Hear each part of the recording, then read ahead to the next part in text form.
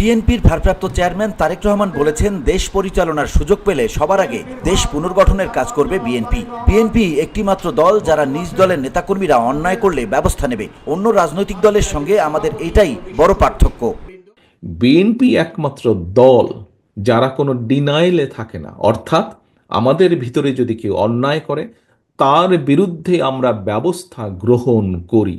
এই উদাহরণ একমাত্র বিএনপি দেখেছে। এটি বাংলাদেশ জাতীয়তাবাদী দল এবং অন্য দলের সাথে এটি হচ্ছে অন্যতম সবচেয়ে বড় পার্থক্য।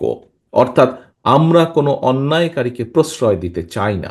আমাদের সামনে যদি কোনোভাবে কেউ উপস্থাপন করতে সক্ষম হয় অথবা প্রমাণিত হয় যে আমাদের কোনো সহকর্মী কোনো অন্যায় করেছে, যা সমাজের মানুষের কাছে এবং সামাজিকভাবে হোক রাজনৈতিকভাবে হোক যে কোনো দৃষ্টিকোণ থেকে হোক না কেন যা গ্রহণযোগ্য নয়, তাকে আমরা সমর্থন দেই না, তার বিরুদ্ধে আমরা ব্যবস্থা গ্রহণ করি। এটি অন্য রাজনৈতিক দলের সাথে বাংলাদেশ জাতীয়তাবাদী দলের পার্থক্য। শনিবার সকালে যশোর জেলা দ্বিবার্ষিক সম্মেলনে যোগ দিয়ে এমন মন্তব্য করেন তারেক রহমান।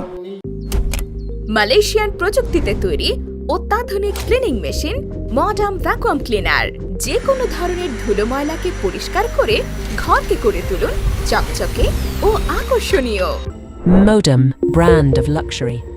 বেলা 11টার দিকে শহরের কেন্দ্রীয় ঈদগাহ ময়দানে বেলুন উড়িয়ে জেলা বিএনপির সম্মেলনের উদ্বোধন করেন বিএনপি চেয়ারপারসনের উপদেষ্টা আমানুল্লাহ আমান। তারেক রহমান বক্তব্য রাখবেন আপনাদের মাঝে। সম্মেলনে ভার্চুয়ালি প্রধান অতিথির বক্তব্যে তারেক রহমান বলেন, দীর্ঘ 16 বছর পর যশোর জেলা বিএনপির সম্মেলন অনুষ্ঠিত হচ্ছে আজ। সম্মেলন ঘিরে উজ্জীবিত দলটির নেতাকর্মীরা। জেলা জুড়ে নেতাকর্মীদের মধ্যে উৎসবের আমেজ বিরাজ করছে। আমরা আজকে এখানে শপথ গ্রহণ করি, এখানে আমরা প্রতিজ্ঞাবদ্ধ হই যে ইনশাল্লাহ আগামী দিনে বাংলাদেশের মানুষের সমর্থন নিয়ে বাংলাদেশ জাতীয়তাবাদী দল সরকার গঠন করতে সক্ষম হলে আমাদের সবচেয়ে প্রথম যেই কাজটি হবে, বাংলাদেশ নামক আমাদের যে প্রিয় মাতৃভূমি, এই মাতৃভূমিকে পুনর্গঠন করা, এর সকল রাষ্ট্র কাঠামোকে আমাদেরকে মেরামত করা। এটিই হবে আমাদের প্রতিজ্ঞা, এটিই হবে আমাদের প্রত্যাশা আজকের এই সম্মেলনে। এ সময় জাতীয় নির্বাচন প্রসঙ্গেও কথা বলেন তারেক রহমান।